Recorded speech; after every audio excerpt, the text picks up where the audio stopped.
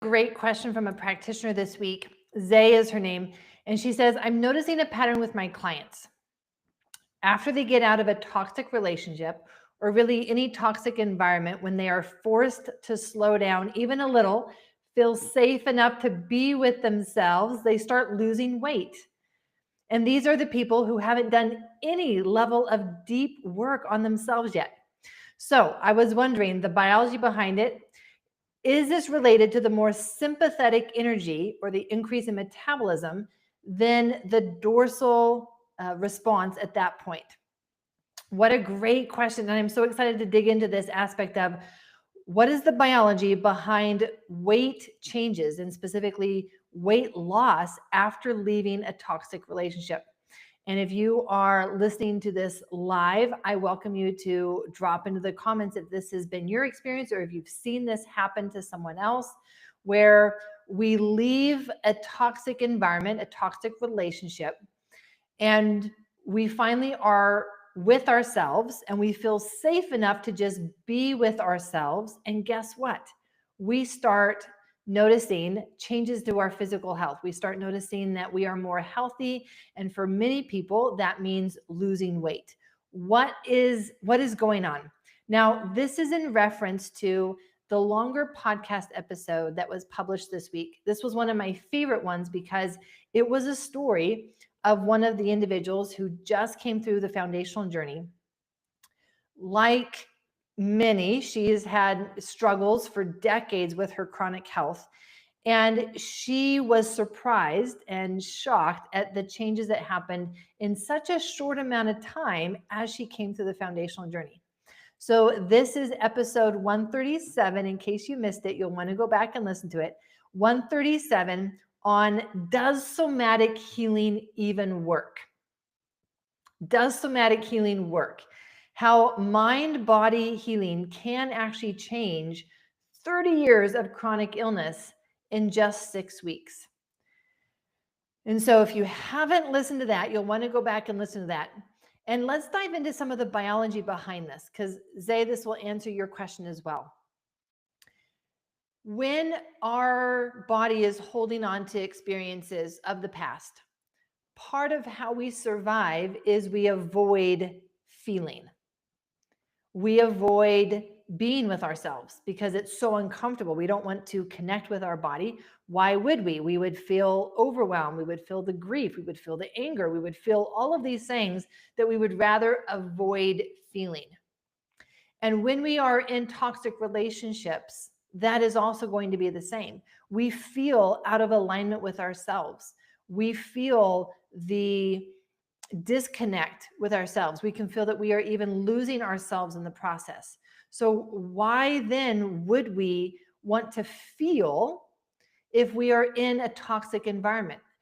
It's one of the brilliant strategies that the body has is if I have to be in an environment that feels toxic, then I can dissociate. I can live disconnected in order to better function. And so the body will do this for us. Now, what Keisha was experiencing, if you listen to the longer episode 137, she was experiencing such fatigue, and fatigue can be a way that our body is helping us to avoid feeling. In fact, some people, when they first start doing somatic work, they feel very tired. Even just earlier today, I was with a group and I invited them to do a push-away exercise, one of the exercises that I do in my 21-day journey as part of the longer 6-week process. And even just with that one exercise, it takes 30 seconds to push something imaginary away. There were people in the group who all of a sudden said, I feel really tired. Why would they feel tired? Because it's easier for us to live disconnected. And I'll go back to using that word dissociated because it's just a degree of disconnected. It's easier to live disconnected, disassociated than to actually feel what's happening in our body. But as we look at the biology of this response, then it's not just avoiding emotions. We're actually shutting down our biology. And that's what I go into in my book, is this idea that when we are in that trauma physiology, it shuts down our entire systems, not just a cell or not just one system. It shuts down everything. It becomes the operating system. It becomes our whole inner state. What is this inner state? This inner state is a shift into energy conservation. Energy conservation meaning my body is now going to do everything that it can to conserve energy. Now, this is different if we are in the different states. So if we are in the sympathetic state, or you might call that stress, we are making energy and using energy. So this is different than if we are saying that, no, I'm in this place where I am living disconnected, which means that I need to conserve my energy. How will that show up in our biology? Well, let's look at our metabolism. Our metabolism will go into a sense of hibernation. And we can feel then this chronic background exhaustion. Maybe like me, you have been diagnosed with chronic fatigue. Maybe like Keisha, you were diagnosed with chronic fatigue.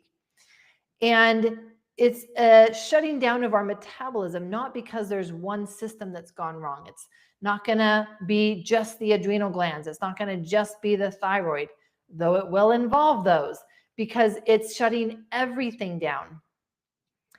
And when we shut down our metabolism, it is very hard to lose weight. When we are in that shutdown state, our body says, this is not time for me to let go of this weight. I actually need to hold on to it because it may be how I help myself survive if I've got to go without for a long time. And so it's this idea of energy conservation, which means that I'm going to hold on to everything. We also see this in the thyroid, or the thyroid hormones get imbalanced. Now, it's not that our markers will be so off that a doctor would say, oh my goodness, you need medication. In fact, it's often the imbalance of those hormones in such a way that the doctor says, well, they're not great, but they're not bad enough to start you or to give you a clear diagnosis. And so we start to see these imbalances in our biology across multiple systems that are going to affect weight loss. So you may know that thyroid function is directly related to our metabolism. So when we have higher thyroid hormone, or T3, T4, those are two thyroid hormones that you may know about.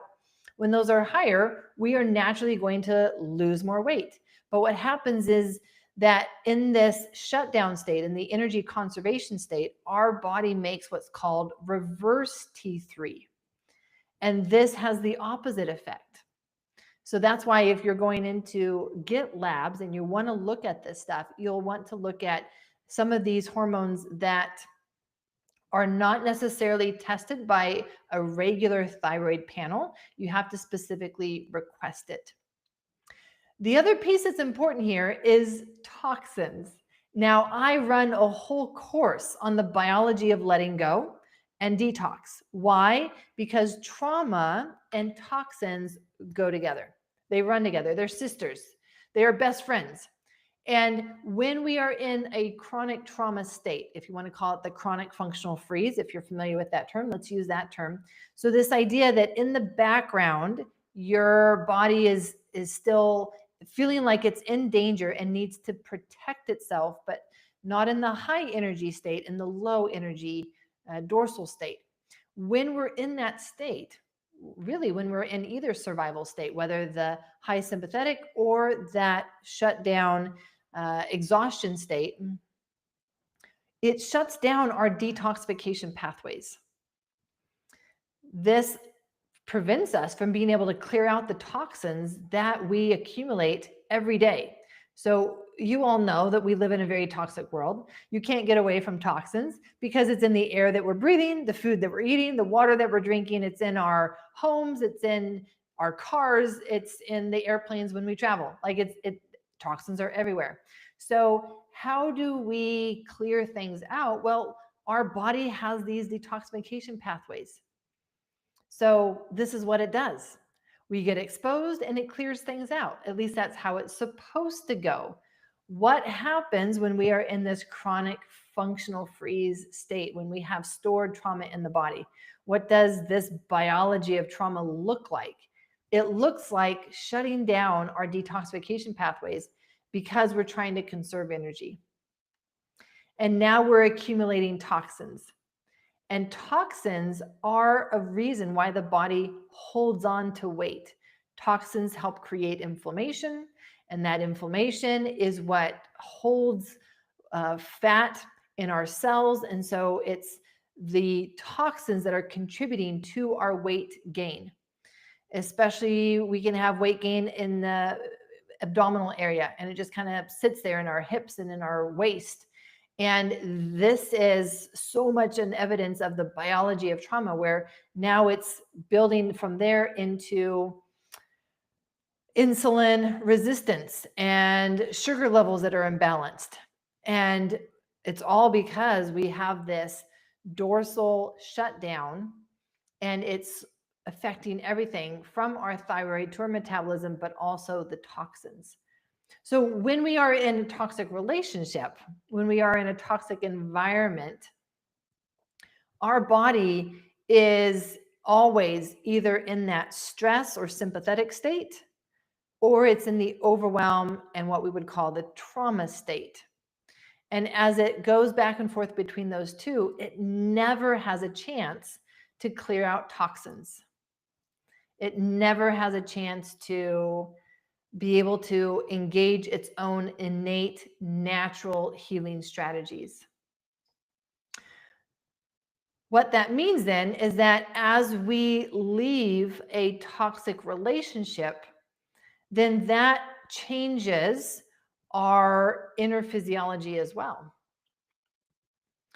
And as we have the ability now to feel some of our feelings, as we have the ability to be more aligned with who we are and who we want to be in the world, then that allows us to shift out of the dorsal state.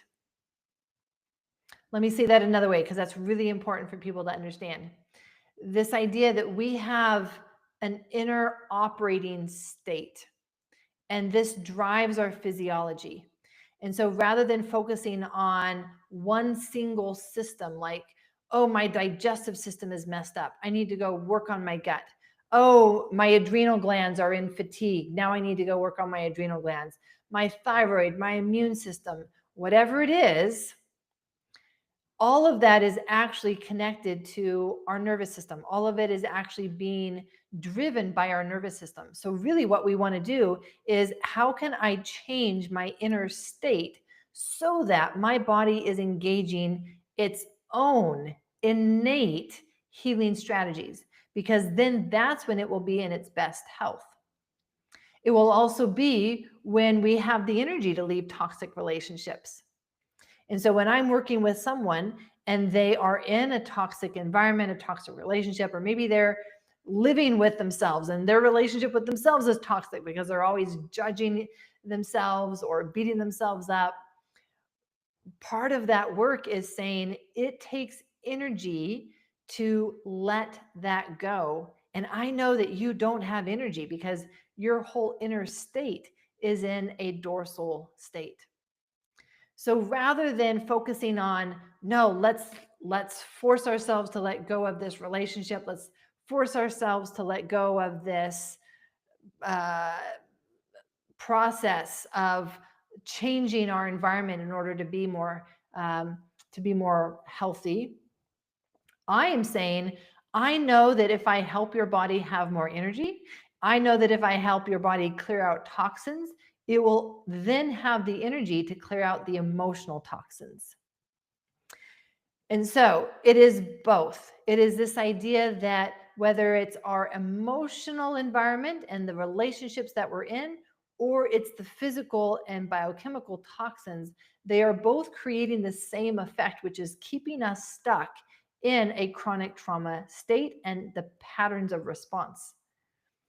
And so this shifting then that has to happen, whether that shift is born because we finally get out of that toxic relationship, or that shift happens first because we do some of the biology of trauma work, and then that allows us to do the emotional work. Either way, what we're doing is helping our body, helping our nervous system be in the parasympathetic state. And that is when people will start to notice that they just start to lose excess weight without even trying. And that's when you know that you've done something right. People who come through my foundational journey, they notice that coping mechanisms, they use the words fall away, meaning I didn't try to make this go away. It just happened as a result of creating inner safety.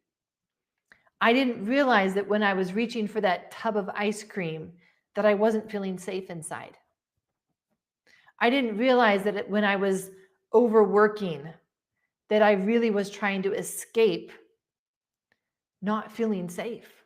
I didn't realize that when I was just naturally going out to go for a jog or go to the gym, that I was actually avoiding this inner fear and insecurity of just waiting for the next shoe to drop. It's when we are actually feeling safe that our inner physiology is completely different, and it will change all of that stuff for us. It will now change our metabolism. It will now change our thyroid. It will now help us detoxify these physical toxins that make us hold on to weight naturally.